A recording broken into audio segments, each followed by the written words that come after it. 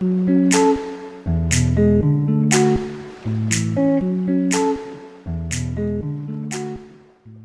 would like to thank everyone for supporting penangpac by joining our program today. Your contribution means a lot because we really need to, stay afloat. And with the crisis that's happening now, it's really getting tough. Okay, so thank you so much. And we have two sessions with David. One is today on relationship, and the next one would be next week on Thursday on parenting, right, David? That's right. Yeah, okay. So I wouldn't hold David anymore. I'll just pass on to him. So David, take away. All right. Okay, well, thank you all for coming and joining and listening to me tonight. Still more people joining in, so we'll let them in. First thing is to question, why are you taking your time to join this talk? What do you want to learn, to gain? Why are you interested? So you have to know what you're coming for. It just helps you gain something. If you even have any reason other than purely the entertainment, or maybe you'll learn something new, that's fine too. Let me tell you just a little bit about what my credentials are, all right? I had 12 years with my partner, and it was 12 wonderful years. We never had one argument, never one fight, never angry.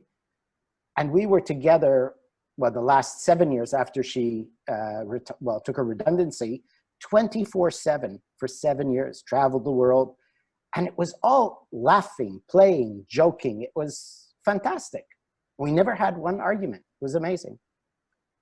So I have that as my credentials, as well as over 30 years talking to people all over the world and teaching and dealing with people with their relationships. I've helped hundreds, if not thousands, of people around the world. And this experience is far more than any certificate. So listen to what I have to say. I come from a different perspective. This is not about how to work on Tinder and any of these sort of things. This is about your personality.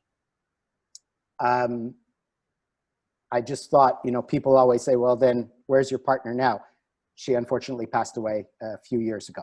So that's why she's not with us now. But everything about relationships, like many things in life, in success, in business, whatever, it's easy to get, reasonably easy, and much easier to destroy. So, and when things are hard to get, like a good relationship is actually quite hard to find the right person, but so easy to destroy it.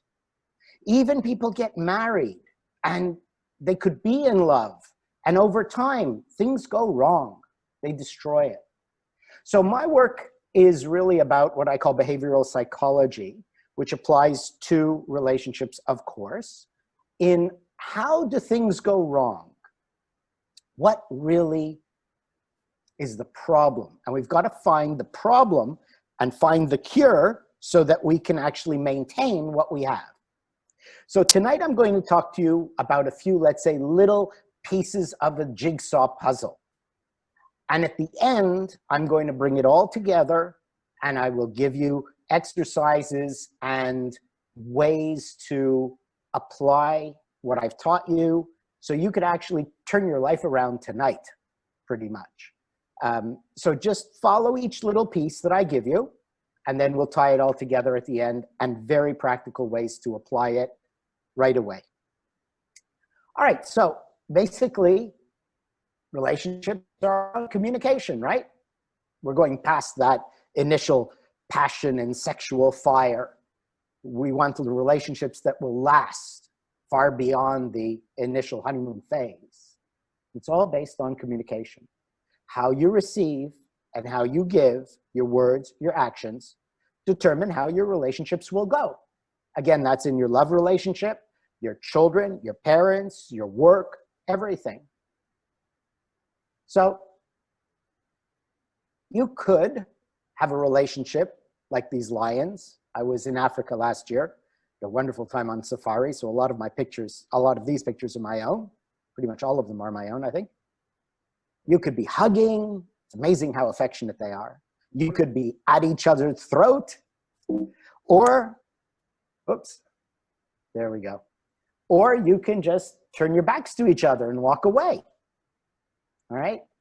So what we're trying to get through is why we get into problems, all right? So what causes arguments? Now, I have to say, I'm not talking about anybody who is physically violent, right? This is not the type of work I'm dealing with. Okay. Something going on there. I think somebody probably has unmuted their microphone. Yes. Maybe? Okay. Maybe that got better. So I'm not talking about anyone with physical violence. It is purely normal people who argue, and it's our fights and disagreements that get in the way, right? So what causes arguments? If we want to end them, we have to know what causes them. It's not what you don't know that gets you into trouble, but it's what you know for certain. That's not true. You're wrong. You're absolutely sure, but you are wrong. But you don't know you're wrong. You think you're right. And that's where we get into trouble. All right? Because when you think you know something, you subconsciously shut down and stop. I tell you a little story of two of my students. They were roommates. They were not a couple, but they shared the same house. And one day there was a boy and a girl, and the boy did something nice for the girl. And then while he was out one day, she left a note with a chocolate bar on his desk and put a Coca-Cola in the fridge for him. And the note said, "Thank you for the sweet thing you did for me. Here's something sweet to say thank you. And I put a Coke in the fridge for you." The girl had to go out. The boy came home while she was out. He saw the chocolate, the note, and then he sends her a text. He says, "Thanks for the chocolate." He says, "Oh, and I see you put a Coke in the fridge. Do you mind if I have it?" Like, what? You can't read 3 lines, 3 sentences? I said, but that's the truth, you see. How many times have you sent an email, sent a message, or received one, and you're going, what's wrong with this person? Why can't they just read simple little few lines of text? Because, and I asked the boy, he said, well, I saw the chocolate, I read thank you, so I figured I understood the whole note. That was the end of it. So when we think we know, we stop listening. And that is the problem with arguments, right? My success in life has always been that I know nothing. So I'm always listening, always open-minded, right? So this is the most important step to begin, is to remember that when you are certain that you know something, you may be wrong. Now, do we have any questions so far? You can text them in if you do have. You know, you can actually text in your questions at any time, and I'll see that, and then I'll answer it as soon as I feel the right moment, okay? So the next thing is, what is that? It's a sea sponge, but it's an analogy for your mind. Your mind, through the events of your life, stores your emotions. And your emotions, which give your reactions, will affect your life, right? Because if you're happy, positive, everything is great, people will like you. If you're mean and nasty and angry, people will have a problem with you. So are you temperamental? Are you irritable? Or are you always calm? Right? So we only have one tool to work with, and that's our mind. And that's what my work is about. Getting your mind to function in a way that it creates emotions which, when expressed, affect your life in a very positive way. So you don't get into the arguments which end up destroying your relationships. All right? So we need to perfect our mind by thinking and observing our own thoughts. Right? Now, if you are having an argument with someone, you right away are saying, "You don't understand me," right? You're yelling, "They don't understand." Now, if you do understand someone, you cannot argue with them. because you understand them. You might disagree, but you will understand. You can't argue, right? So that's where we're going to, is an ability to truly understand the other person or anybody or yourself. And that way, there's not going to be arguments, but we can have positive discussions. Have you ever noticed, do you know the difference between a monologue and a dialogue? Oh, somebody else trying to get in. A monologue and a dialogue. Monologue is basically what I'm doing, one person talking to himself. And a dialogue is two people talking to themselves, right? Have you noticed in an argument? Observe people having an argument if you haven't watched yourself. And you'll notice that they're not talking about the same thing.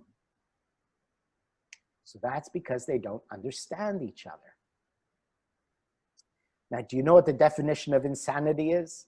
Doing the same thing and expecting a different result. Now, how many people in this world do you think you might call insane? Maybe yourself too. So if you think you're fine, then why does your life go in circles? Why do you get the same events? If you're single, you go dating and it always ends up the same. Or you are in a relationship and certain things happen, they always end up the same. Why do the same things happen? It's because your life going in circles, because you keep doing the same thing. And what we do generally is that we always think we understand the other person when we don't, all right? So if you think you're not, according to this definition, a little bit insane, the proof of the reality is in the evidence of the situation. Do things happen in a negative sense repetitively? Then you'll know if there's something you need to look at in yourself, right? Now, I'll give you one very important piece of information towards a good relationship. Relationships are a fictitious thing. They don't exist. There's no such thing as a relationship. I can see a boy, I can see a girl, I can see a child, an adult, an old person, I can see a car, a house. These things are real, but you can't show me a relationship. That doesn't exist. It's a fictitious thing. It's a thing that is in the imagination of two individual people. So a relationship is something we call two individuals who are sharing a life together. So you cannot work on the relationship. You have to work on yourself. When you make yourself somebody of great quality, alleviate a lot of the flaws you may have, then you can have a good relationship. So that's the first rule of relationships, is that it's a fictional concept that is created by two individual people choosing to spend their life together. And it's those two people who have to work on themselves. And the idea of relationship is we help each other work on themselves, but we don't try to change someone else. Okay? So taking responsibility for your life. Now, what is the most important thing for a human being?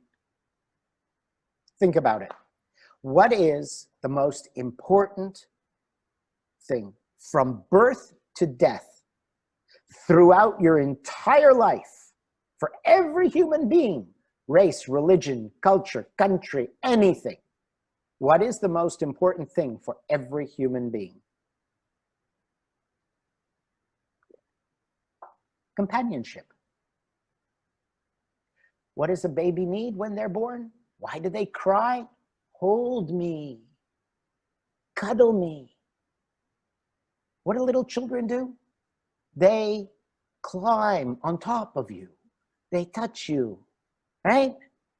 They want to hug you, kiss you. Little kids, nobody taught them these things. And then when you die, what is the old person's biggest fear? Or any time in your life you're worried about dying? You're going alone. This is one of the big selling points of religion. Religion tells you when you die, you're going to be with your family again.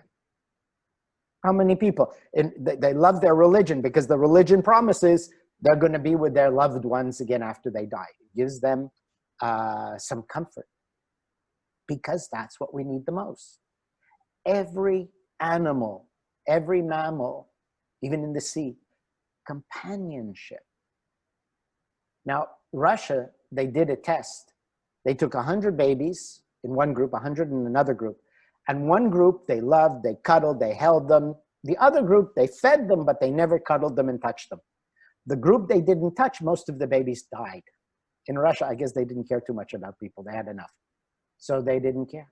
And these babies died. So you have to think about what is the most important thing to you. Is it your career? So you'll be famous, so people will like you. So you'll be rich, so people will like you. So you want to look beautiful, so people will like you. You want a house, big car, people will admire you, they'll like you. There's something for you to think about. Everything you do, what is the purpose it serves? So if you want to be rich and famous and build a great career for the ultimate purpose of having companionship, a loving wife and family, you might reconsider where you put your time and effort. Something to think about. We have a question, why does relationship change people? I mean, you could fall in love with a person because of the way they are, but when they are in a relationship, they change. Good question, typical. They change because they were faking it in the beginning. We need to become more sincere. We need to be consistent, and we do that by knowing what really matters, which is companionship. Well-timed question, by the way, thank you. Companionship. Now, if I know that what drives me, what's most important to me, is companionship, I will change my actions, right? Because if you think about it, whatever is driving you will determine the way you behave. So if you're looking for quick sex, you'll behave one way. You'll be wonderful and sweet and a gentleman and all these great things. Get the sex, go, and then you can be an asshole. But if you know that you're looking for lifetime companionship, you won't be putting on any fake attitudes or any fake impressions. You'll be very sincere because you know, I'm going to be here for the rest of my life. I'd better be really who I am. And you will be. You'll be more comfortable. So companionship is what matters, not the distractions of the career and all of these things. Look at all these animals. They're all in couples. The zebras are a little family there. There's 3 of them. We even have a turtle on the back of a hippopotamus. It's our nature, the nature of creatures on this planet. Real success is when you know your real goal. Okay? Many people, when they come to my talks on business and success, because I teach on different things, relationships, parenting, business success, spiritual development, personal growth, so on. People want success. Success comes when you know your real goal and what's really driving you. So when you know the truth, you will behave differently. All right? So you're not succeeding in your goals because you've confused the need of companionship, which is why you're doing everything, with your career. You think it's fame. It's like people who want to get rich and they don't. I say, okay, simple question. Why do you want to be rich? So I can be rich. And then what are you going to do? I don't know. Do nothing. Well, that's why you're not getting rich. That's why you're not getting maybe the right relationship. Because you don't know that the most important thing is to have someone in your life that loves you, that you love. When you get your priorities straight, it will change your behavior. And it will change how you interact with people and how you feel about their behavior. But we're getting to explain a lot of things a little bit later on as we go through our talk, okay? So this is the other thing. Look around you and think about what matters most from birth to death, not just a little bit in the middle. I love this story. Two old guys. One of them is married. One of them is in his 80s. He's still a bachelor, never married. And his friend says, Peter, tell me, why you never married? He says, I thought about it. I did. And I went looking for the perfect woman. And I found a lot of women, but one of them, beautiful, oh, so beautiful, but stupid, like you can't believe. Another one was so smart, but lousy homemaker. She couldn't cook or do anything and so self-centered. Another one, loving, affectionate, great cook, perfect, but ugly. I couldn't look at her. And then, one day I found the perfect woman. Smart, beautiful, great homemaker, loving, wonderful in every way. He said, why didn't you marry her? He said, she was looking for the perfect man.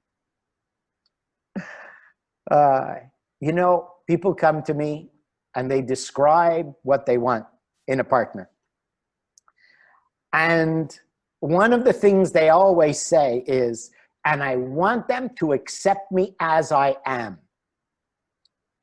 And I said, you're asking for a 10, but you're a 2.5. What do you mean accept you for who you are as you are? You don't want to change. You don't want to be good. You want perfection, but you're going to be just whatever you are, nothing great. This is not possible.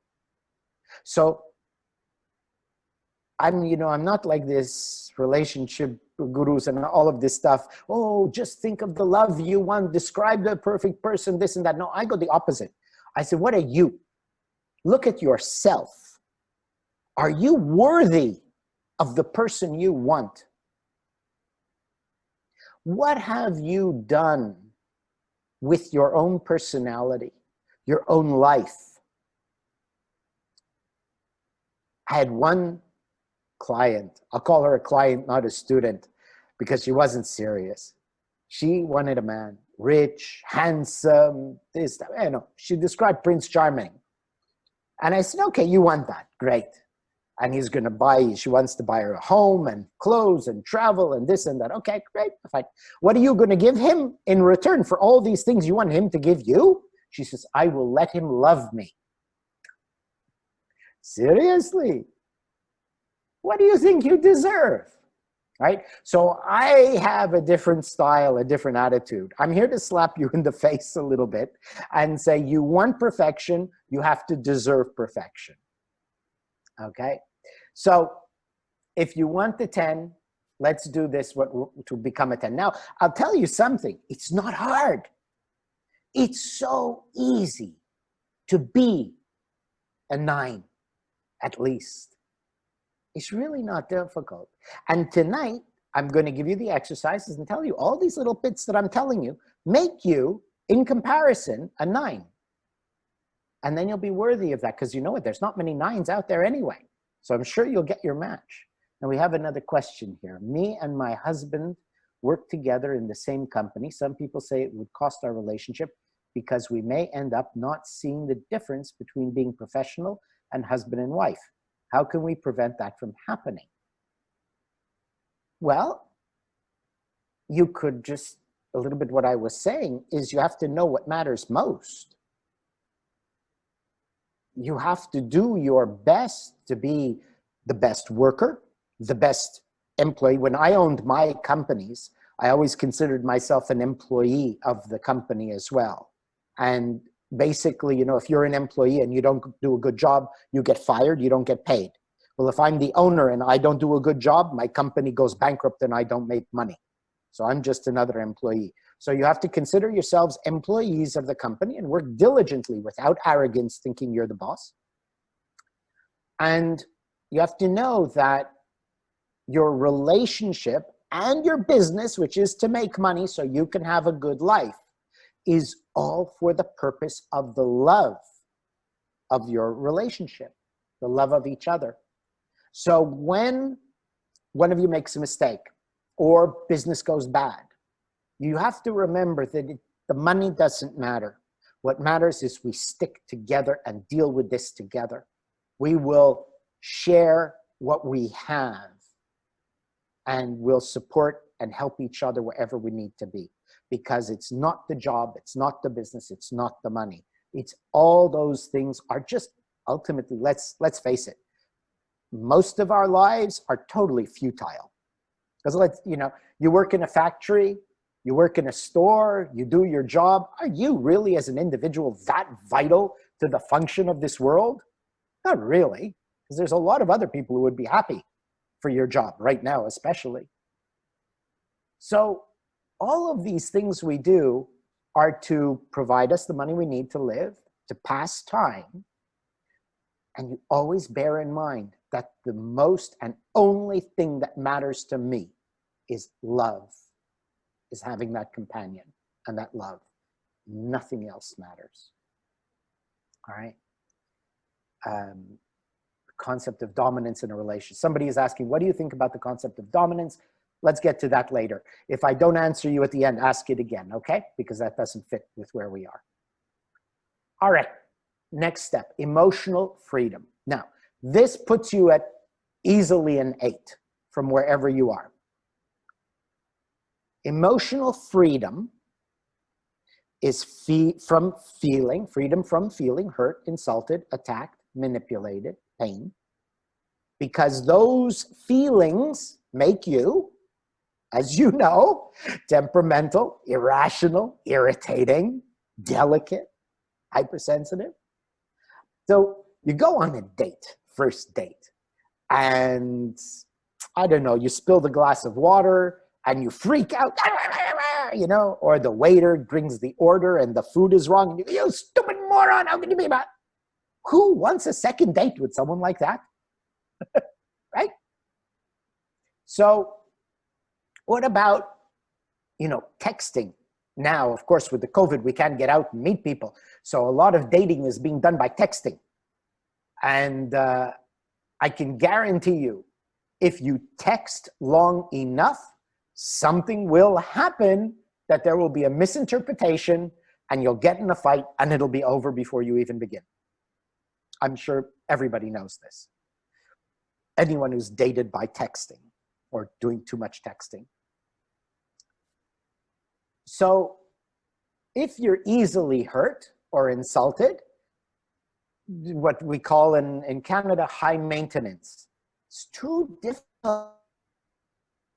Every word I'm saying, because I never know one little word is going to make you blow up. Reminds me of my brother. He was in his late 20s. His wife was in her early 20s. They were religious, so they were both virgins. So you can imagine what the wedding night was like, right? Anyhow, the wedding, it went all night to like 3 in the morning. So 3 in the morning at the party till they get home or the hotel for their honeymoon night. Okay. Anyhow, the next day, what happens? He said, we're talking, we're in the afternoon, we're talking, and she starts crying. She's crying, hysterical crying. And he's saying, what happened? What happened? It took 2 hours to calm her down, to explain what happened. And she said, I was talking and you yawned. You're bored with me. You don't love me. He said, from then on, I couldn't yawn, never mind say anything. Needless to say, they ended up divorced. So if you do not have emotional freedom, and by the way, I'm going to tell you how to get it. Just, because I know people say, oh, great concept, but how am I going to do it? Some of my students actually are on this talk tonight. They can tell you I always follow through with practical ways to apply everything. Emotional freedom, you do not become all these delicate things that push people away, right? So you don't want to push someone away. When you find that good person, you want to be so good they hang on. They don't want to lose you. And when you're two good people who don't want to lose each other, you will find that your behavior changes. You will be more attentive to what you're doing. You will be more apologetic if you make a mistake. You'll be more aware of your actions not to do things wrong. You will be more thoughtful to consider little romantic thoughts, like when you're out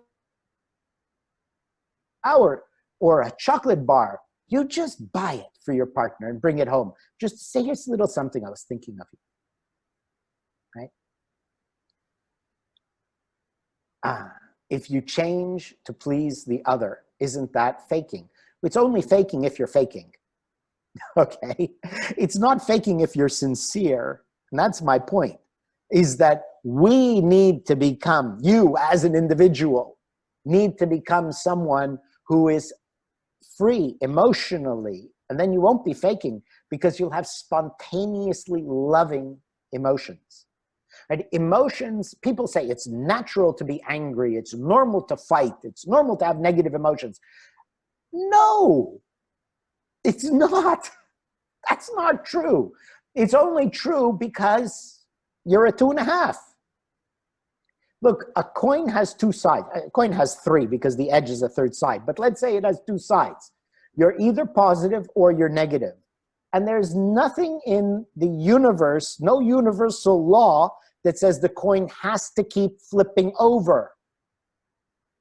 So when we attain emotional freedom, we take all the negative and we flip it over, and we have positive emotions all the time.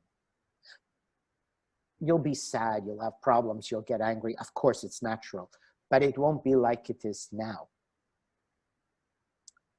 So that's what we're getting to. So if you go on a date and the person freaks out, like I said before, you don't want a second date. But if you go on a date and whatever happens, you're always calm. You're peaceful, you deal with it, no problem. They're gonna say, oh, I like this guy. Oh, she's nice. Wow, she's easy to be with. Now, if you're going to be with someone for the next 20, 30, 40, 100 years, God willing, how long your relationship should last, don't you want to be with someone and you want to be yourself, easygoing, where nothing upsets you and makes you freak out in these ways? Okay, let's go to now how to do that. All right, how do we attain that? Nature is a great teacher. So we're talking about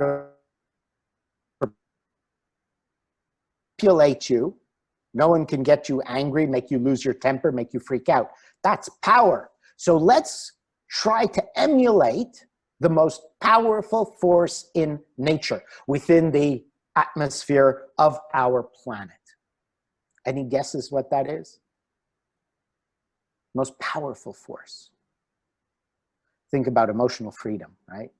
Can't be hurt, can't be manipulated. It's a cloud. A cloud. Look at clouds, totally versatile. They're changing shape all the time. They're beautiful white puffy clouds. They're floating here and there. You cannot catch a cloud. You cannot destroy the cloud. You cannot make the cloud. And the most important thing about a cloud, when an airplane flies through, it goes right through the cloud and it's beautiful. But most humans are mountains. I am a lawyer. I am a doctor. I am important. I am a father. I am a mother. I am this. I am that. I am me. I'm a Chinese, I'm an Indian, my mother's from India, so I can tell you, I'm an Indian. I am knowing, I'm your mother. You will do what I'm telling you. Right. No, you know what? Everyone wants to be something, their ego. But then what happens when the plane flies into a mountain? Boof, everybody dies. Even the mountain gets hurt. So what we want is to become a cloud, okay? Now a cloud can also go black, make thunder, make lightning, make rain, make floods. Can do everything, right? It can blot out the sun. And this is where it is the most powerful force in nature, because a cloud can turn day to night, right? I mean, you see those great thunderstorms? in the Midwest America, they have when the tornadoes come. I used to live in Denver, Colorado, and it became black like night. And that means a tornado is coming. The clouds become so thick. And that was middle of the day, of course, not nighttime. So clouds can be anything, and they can be the combination of beautiful, dark, light, everything. Totally versatile. All right? So we want to become becoming more flexible, more open-minded, remembering that you don't know everything, because mountains are fixed, they know. But when you know that you don't know anything for certain, you're more flowing, more versatile, like the cloud. All right? Opinions, fixed opinions are a poison. They make you a mountain. When we're a cloud, we can let anybody say anything they want, like the plane, it goes right through us. We are never upset or insulted because they go right through us. They can't hurt us. But the caveat is, being a cloud doesn't mean you have the right to be thunder and lightning and strike other people down, because then that's faking it. That's not acceptable, because then you won't be a cloud. You have to behave impeccably, but allowing other people to behave how they want, which brings us to the next topic, boundaries. It's a very common thing. People like boundaries. You cannot say this to me. You cannot tell me to do that. You can blah, blah, blah. You know the problem with this? You don't want to have to behave how the other one wants you to behave. You want the freedom to speak, the freedom to think, the freedom to do whatever you want. And then you go around telling other people what they should do, how they should treat you. This is a mountain. Boundaries of this nature, and again, we're only talking verbal, we're not talking physical. Physical, totally different thing. Somebody attacks you, you give it right back, in my opinion. But anyway, as appropriate. Boundaries put you in a bubble. It's like living in a glass house in an earthquake zone. It's not a wise thing. You're guaranteed to have it crash down and cut you to shreds eventually. This is a guarantee. So being overly sensitive, political correctness, creates a fear that you're unapproachable. In America, if a man, a boss, says the wrong word to a female employee, next thing, he's fired, he's in jail, he gets sued. Yeah, if I say, you look beautiful today, every woman wants to hear they look beautiful. But if a male boss says it to a female subordinate in America, she can put the man in jail. And for sure he loses his job just for paying her a compliment. Because of boundaries. You can't say that to me.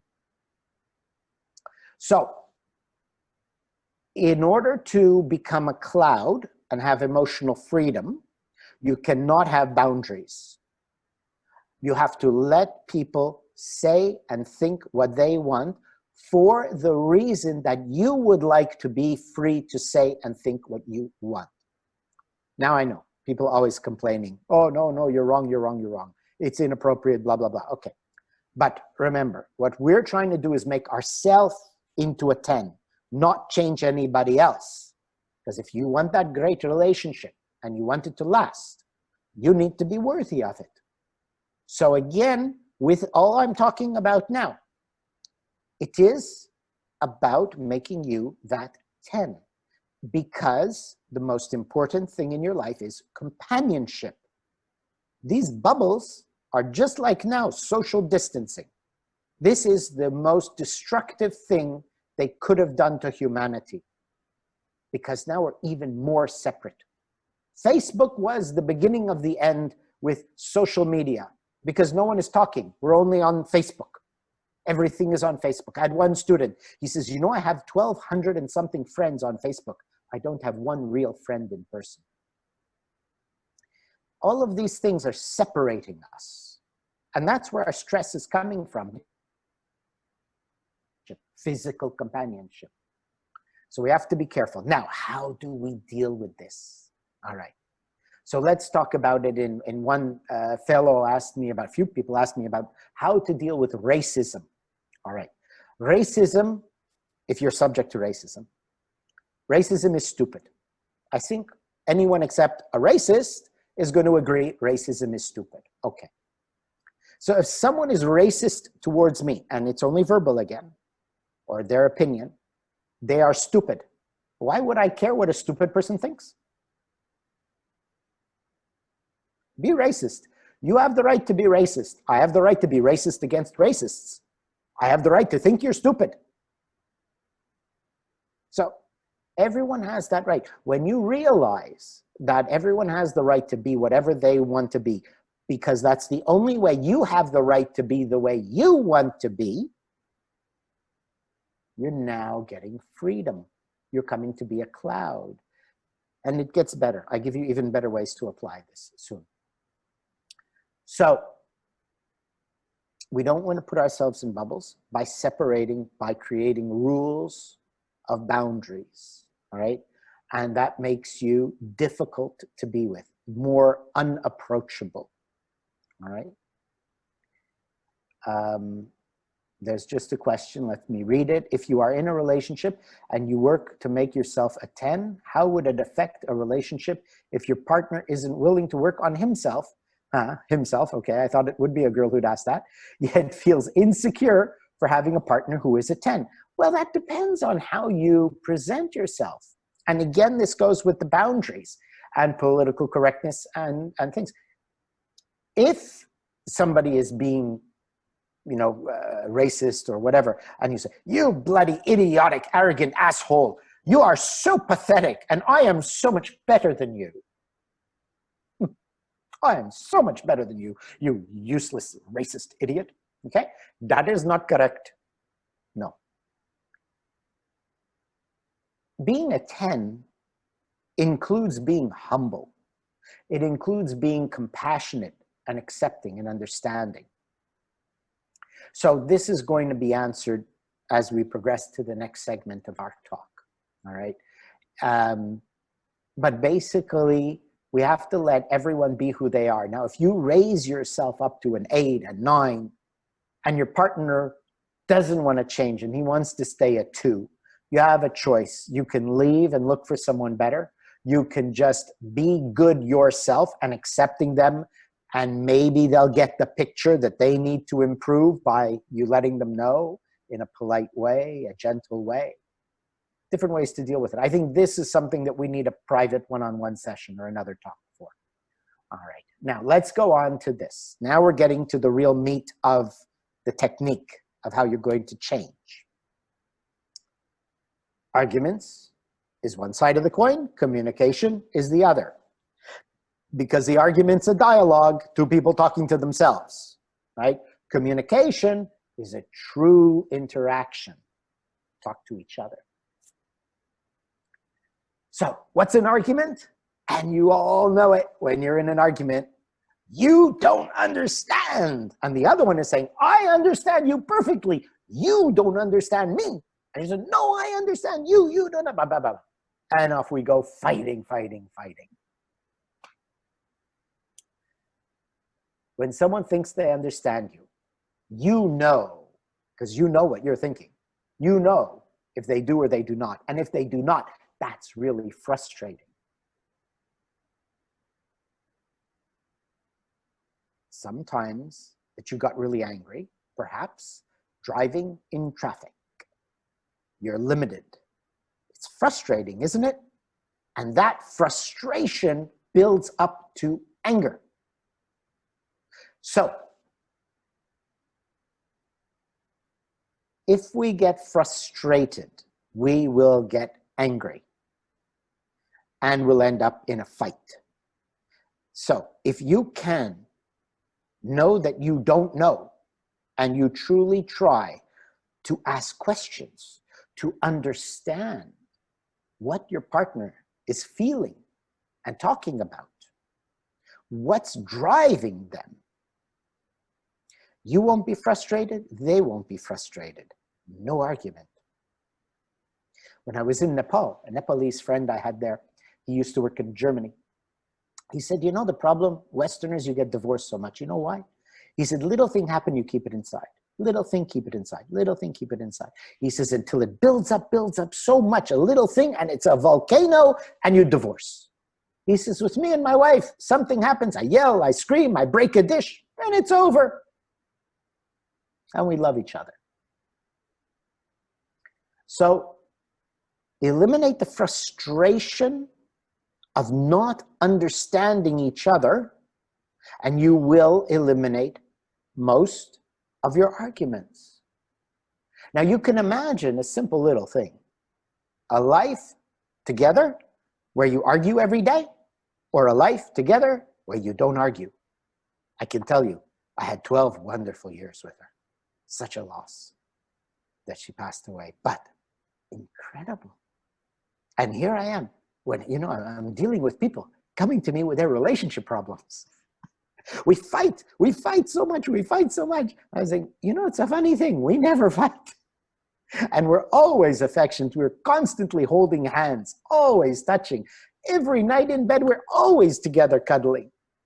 Because we never fight. Because when, and she had become ill, and she was ill, if she was, you know, something wrong, I understand. When I had some big, grumpy, she make me a tea, a lovely dinner, hug or cuddle, something like that. All right? Understanding. Okay. So this is it. And we're going to get soon how to understand. Right? So that's something to think about right now, where how often you get angry, get frustrated, or you cause someone to get frustrated. Do you understand what's really going on? Okay? So here we go. Now's the big answers. Words have no innate value. Words that are offensive, insulting, intimidating, rude, arrogant. Words have no value. They don't actually mean things. And there's so much talk. Words are powerful. Words have meaning. Words are powerful, right?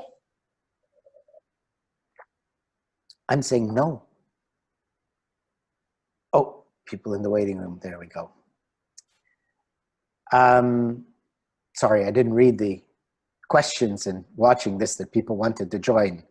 So for the people who just joined in late, you know, you can ask for a copy of the recording of the talk so that you can get the whole thing after, at the end.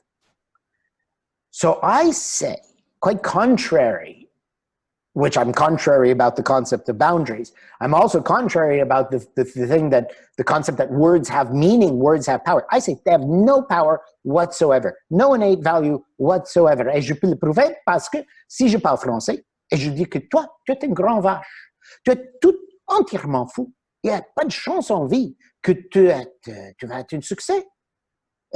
Impossible. Et c'est vrai, il n'y a pas de chance.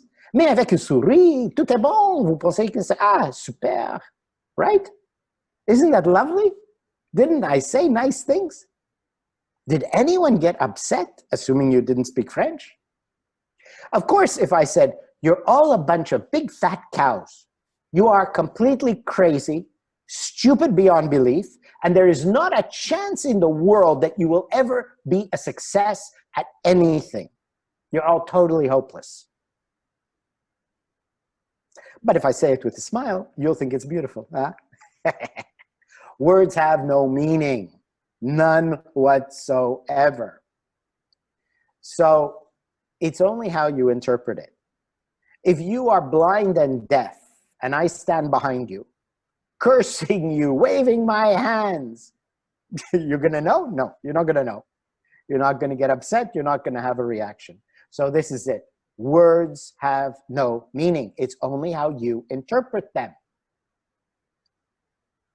and how we hang on to them. It's like the two monks walking on the path, and there was this, it had rained, and there was this huge big muddy path in the muddy patch in the path, and there was this beautiful young woman in a long dress and beautiful shoes standing there trying to figure out how's she going to cross without getting dirty. And as the monks approached, They knew what was going on with the girl. So one of them, he just picked her up, carried her across, put her down. Girl went this way, monks went that way. Not a word was spoken. Go finish. At the evening, after the evening meal, the one monk explodes. How could you do that? We're not supposed to look at women. How dare you pick her up and carry her and touch her? How could you do that? Where are your vows? And he said, listen, I put her down at the other side of the path. Why are you still carrying her? Right?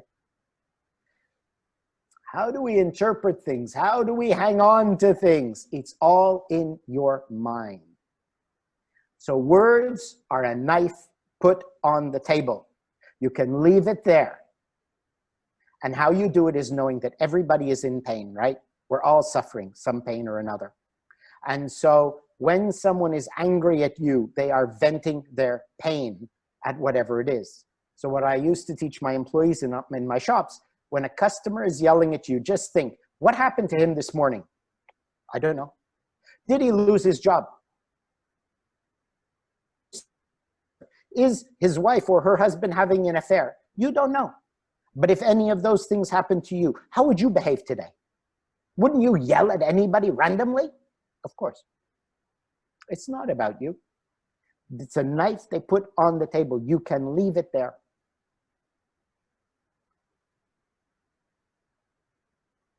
You can. But you know, everybody loves drama, self-pity. So you pick up that knife and stick it in your own heart. Ah, he's attacking me. No, no, no, it's not about you. Everybody's in pain and they're just venting. You happen to be the one there. If your boss is yelling at you because you messed up, yeah, he's right to yell at you because you messed up. But what is he really yelling at? He's scared of losing his job because he didn't do a good job managing you. He's scared he won't get his bonus because you didn't perform. And he's the one who has to take a responsibility. So if you remember that, every attack, every vent of anger, be it at work, be it in the shop, be it anywhere, and especially with your spouse, is because they're in pain and scared of something else. And it just so happened that has found a place to be vented and expressed at you. But if you live with boundaries, that knife bursts the bubble, you come crashing to the ground, your glass house is shattered, and you're all cut to pieces. No boundaries. I'm a cloud. I understand you're in pain and you are venting. I will accept it. Please, give me more. With compassion and love and understanding, give me. Keep going. Yell more. Yell louder. I understand. And you know why I understand? Because I did the same thing. Didn't you? We all did. That's why I said we have to know ourself. We have to work on ourself. There's no such thing as a relationship to work on. Because when you have two tens, you have 1,000 together. You have great power. Everything works. Because, okay, 10 times 10 is 100, but multiplication factor. Humans love drama. So they like to pick up that knife, all right?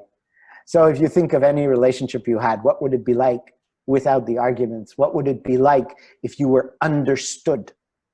If your pain was received with compassion because they understand their pain. It happens that a friend of mine now, his wife has the same disease that my late wife had.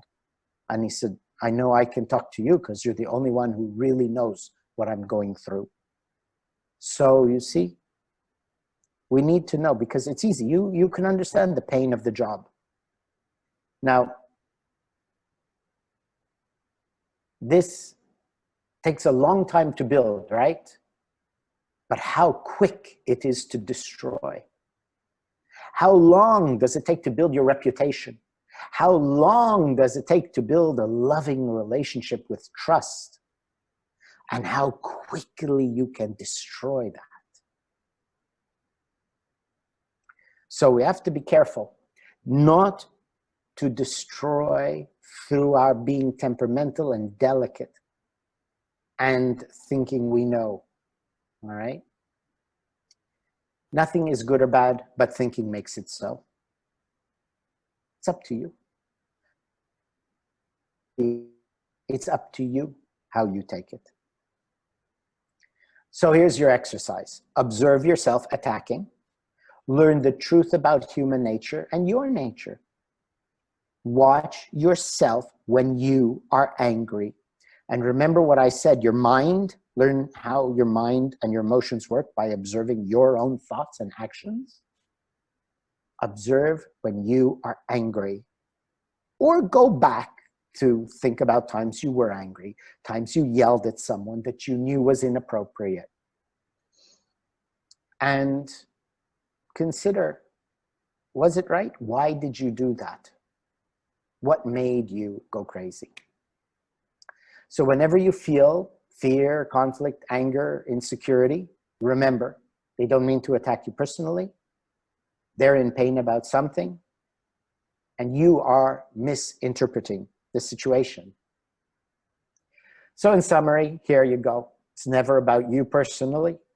You don't listen because you think you know. Companionship is everything. That's it. Life is all about companionship. Words have no innate value other than your interpretation, and the boundaries put you in a bubble. All right? So this is basically enough to make you change your life.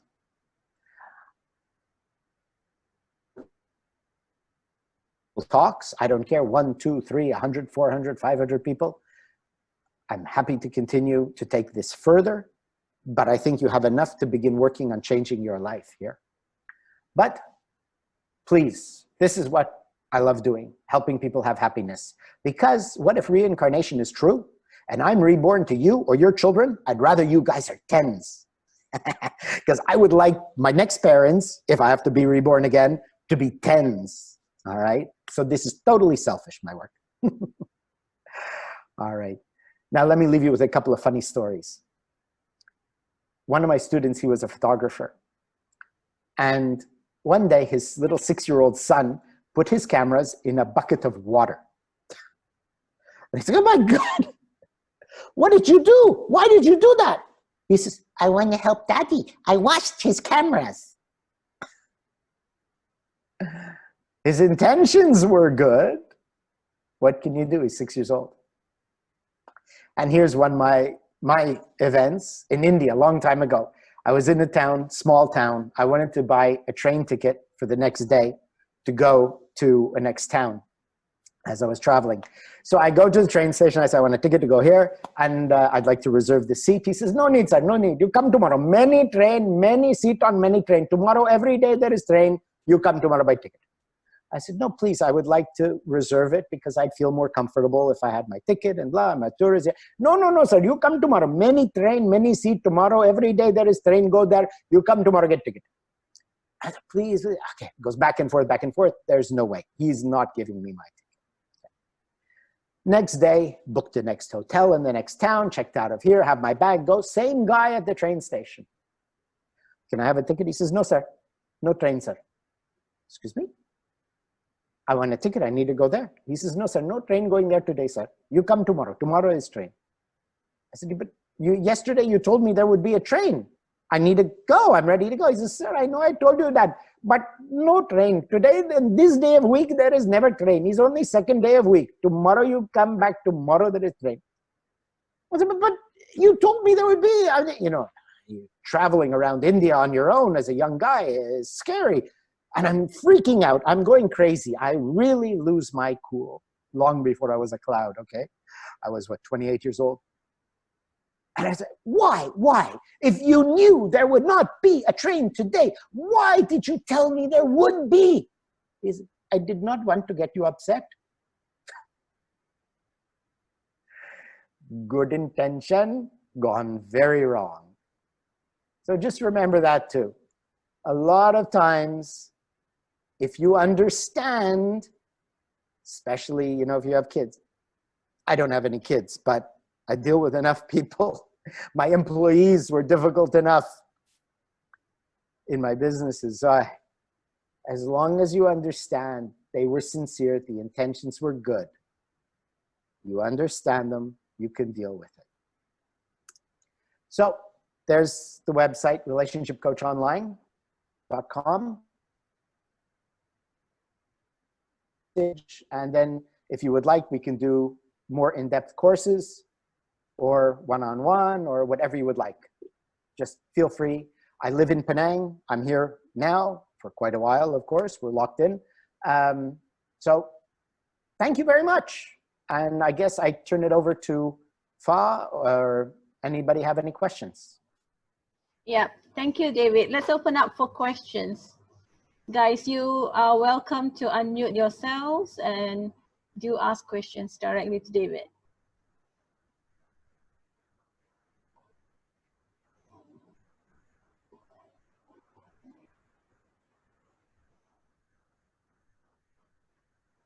Okay, since no one's asking anything yet, perhaps I should ask you, David, you know, back to the question I asked you about dominance.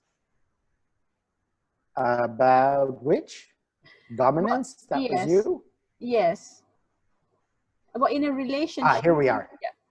Yeah. Okay. So what do you think about the concept of dominance in a relationship? Mm-hmm. All right. Well, what do you mean by dominance?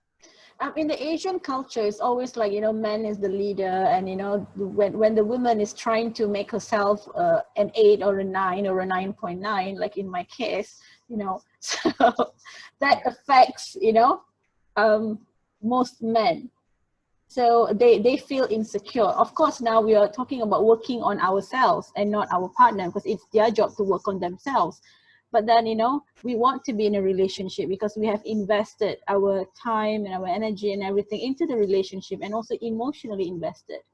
But, you know, how do we save the relationship if our partner is feeling insecure because of our effort into making ourselves into close to a 10? Okay. Just so you understand, I am Eastern. My mother's from India, my father's from Iraq. And I'm very familiar with the situation you're describing. The first thing is to understand, why is he insecure? Off the top, we could say generally, he's going to be insecure because if you get better, he knows he's not good enough and you will leave him. So you would try a lot of different things, but the first thing would be is to give him the comfort and security that you're not going to leave him, that you will be there for him. So you can continue to support him with his needs and understanding. Do not criticize him. Do not make him feel inferior in any way. Now, when you're perfecting your own being, that doesn't mean you need to, you know, put it on your sleeve, show it off. Look how good I am. Look what I did, and you didn't do that. So that's a big mistake many people make, is to want recognition for what they're doing. But in that, you're effectively putting other people down by saying, I'm better than you. So the most important quality to develop in becoming that 10 is compassion. And then it's understanding. Then it's selflessness. So if we're not working on those qualities, we're not actually raising our level to an overall 10. Sometimes people make themselves a 10 in their career or a 10 at cooking, but not at affection or, you know, different aspects. So if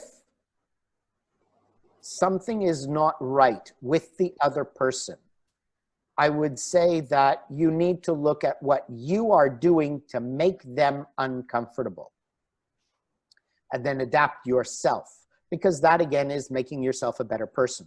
That's working on making that overall 10. So there's that. And then the idea of dominance, where I'm the man. My father is I would say, you will respect me because I am your father. And I'm saying, no, because I'm born in Canada. I have a little bit more of an open mind. I said, I will respect you if you deserve respect. And that is a cultural thing where each individual has to decide, are they going to stay in a culture that's 100 years old or from 100 years back in time, or do they want to move up to the modern world? So yeah, you're faced with if he wants to grow with you or not. And if not, if that's causing you too much distress, then maybe it is right to move. Because I've had one couple, they came to me, they were old students for a long time, I knew them many years, and they were having problems in their marriage. Do you know what I said? Divorce. I told them the best for you is split up, which they did, and now they both have wonderful relationships with other people. So yeah, I'm sorry. I hope that sort of gave you a kind of answer. I hope. A good one? No? Okay. Yeah, thank you. How about the rest? Any questions? It need not be your own question, which has something to do with your own personal life. Could, even be, could be asking for a good friend, or, for anyone, or even a general question. Because learning about relationship is a skill, right? Because our life is based on relationships, not only with our, partner, but then also with our parents, our friends, our children. And we can use whatever the theory that David has shared with us today with whatever, kind of relationship that we have.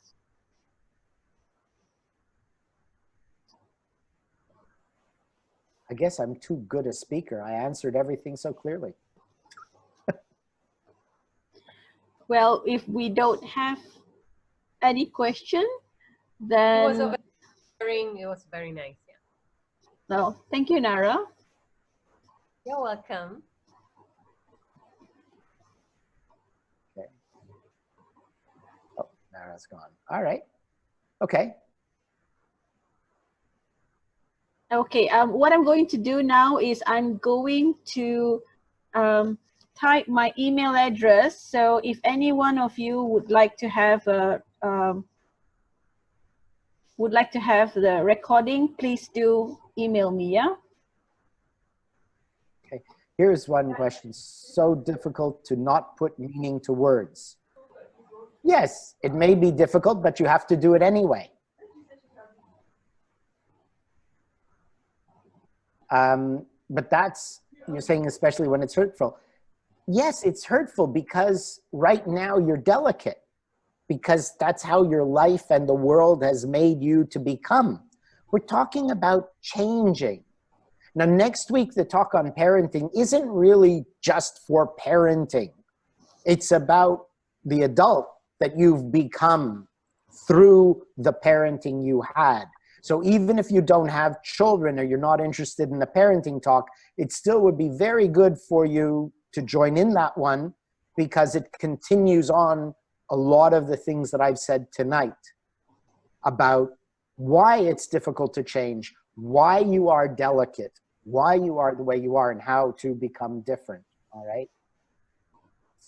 Just the email, you put at penangpac, but you didn't say dot, like .com, .net, sorry, I forgot. Sorry. Yeah. Okay. So yeah, it's difficult, but there's a great Indian saying, it may be difficult, but you have to do it anyway. Yeah. How long did it take to learn to ride a bike or drive a car or fly an airplane, which took me only 3 months. I was very quick at learning to fly. Okay, David. Isn't it worth it? Okay, yeah. you keep on doing the Indian accent. How about doing the Iraqi accent? Yeah, if you want Iraq, like my father, this is also okay. I can be doing for you this too. We can do Iraqi accent. It is very, very simple for me because I am to be growing up. I'm growing up with this accent. Is that good? Okay, all right. Okay, we have a question. Yes. How would you advise someone who has been pressured to engage in a relationship or probably marriage due to age? My parents were in arranged marriage, by the way. Yes. Look, I left my home when I was 16. I've been buying my own clothes and taking care of myself since 12. At 16, I moved out. I was fully independent. I had to make my life on my own. My father used to beat me all the time for no reason. And then I think I was about 15. He was taking a whack at me. And I just, whoops, And I just put my arm up and blocked him and said, no more, because I finally was big enough. And that's basically it. You have to stand up and say, no more. And if it means I need to go out on my own and have my own life, it may be difficult, but I have the right to have a life. This is a very important part in the parenting talk. I'll just sort of, because it answers your question.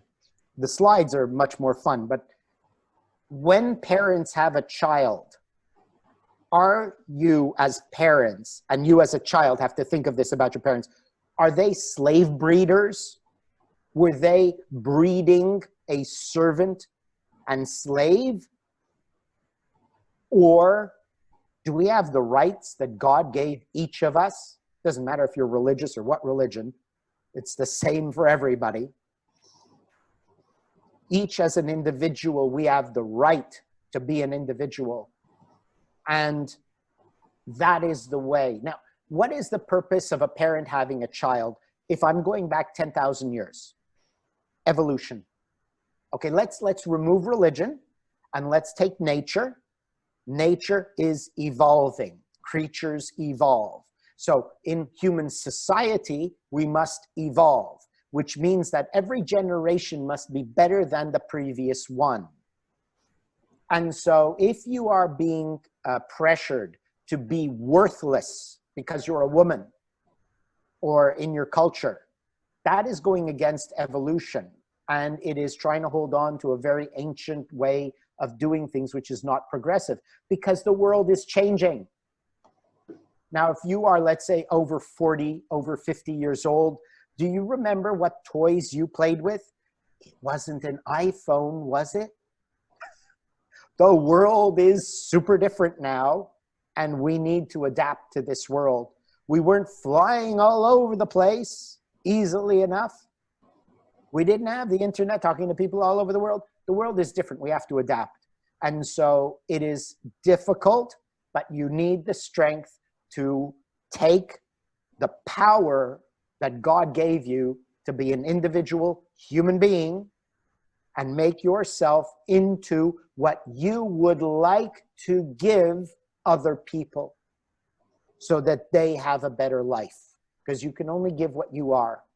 So if you allow yourself to be pressured and manipulated like a slave, then you will just make future generations slaves. So with that inspiration, which has driven me, what drove me through all the things I've gone through is I'm thinking of the rest of humanity, future generations. If I can't do this for me, I'm useless to them. And that means the world just goes downhill. So I hope you think of it that way. Adapt to today's world. Very difficult, because we're Asian generations. How about people who are desperate to get into a relationship because of the time factor? Well, you know what happens when you're running and you don't watch where you're going is you usually trip and fall and hit your head. So if you really want a relationship, I would love a relationship. I'd love to find someone now. I'm looking for that 10. Okay, we can discuss that another time. But if you're desperate, then you have to look back at what went wrong in the other ones from a different perspective of what did you do to push the guys away. Only, of course, review that with guys that were worthy of being with. Guys that were assholes, selfish, just wanted a one-night stand, who cares? Don't think about it. But a decent man, any decent man you have ever met, think of what you did. Were you too temperamental? Were you too demanding? Were you not giving and sharing enough? Were you not open? Were you having boundaries? So if you think about those things, you can start to work. If you're desperate to get a relationship, then be desperate to change yourself, to make yourself the woman or the man that everybody would want to be with. So let that desperation fuel you, like Gandhi in India. My grandfather knew Gandhi, so I get firsthand information about the man. Gandhi said, I'm a very angry man. but I've learned to use my anger in a way that fuels me to endure all the suffering I must endure. So use your desperation to fuel you to change quickly and significantly to become the woman or the man that somebody would want to be with. Don't let it cause fear and panic. Let it cause power. That's it for me. I mean, I had to go 3 days with no food at one point because I had no money. I started with nothing. I had no education, no family, nothing. And I was an angry young man. But you know, I was self-made millionaire and I owned 8 companies by 25 years old. I retired at 28 because I was so angry. And I used that anger to work so hard and save and build up so I could buy my freedom. Okay. Thank you, David. That answers those. Yeah, Welcome. I think that sums up our program and our session for today. Thank you everyone for making your time to join us today. And hopefully we'll see all of you, all 20 of you next week. David is gonna come on Thursday with another topic, parenting, like how he explained just now. It seems fascinating, and yeah, could be a skill, a knowledge that, you know, all of us need to have. Yeah, so thank you so much, and thank you for supporting penangpac. Hope to see you guys again. Thank you so much for doing this, David, and thank you for everyone for joining us. Good evening. Bye.